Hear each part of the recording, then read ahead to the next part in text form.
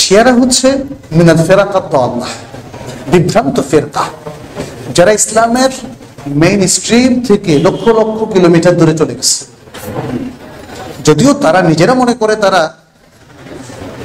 শিয়াইজমের ধারক বাহক, আমরা এটাকে শিয়াইজমই বলি, যেহেতু আমাদের কোরআন আমাদের হাদিসের সাথে তাদের বিস্তর ফারাক, এবং তারা মনে করে সাহাবায়ে কেরামের মধ্যে 5 জন ছাড়া সবাই মুরতাদ হয়ে গেছেন। ওয়াল ইয়াদু বিল্লাহ, ওয়াল ইয়াদু বিল্লাহ।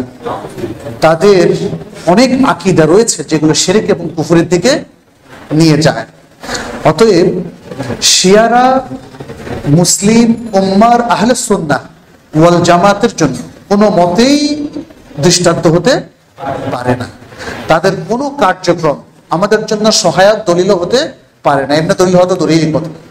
তাদের কোনো ব্যক্তিত্ব আমাদের কাছে আদর্শ হতে পারে না, তাদের কোনো ইমাম আমাদের কাছে গ্রহণীয় হতে পারে না, কারণ তারা বাতিল আকীদার ধারক এবং বাহক।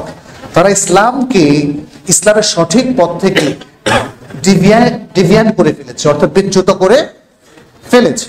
অতএব বিচ্যুতির পথে উম্মার কোনোদিন সঠিক পথে ফিরে আসা হবে না। অতএব শিয়াদের উপর আমাদের পড়াশোনা করা উচিত।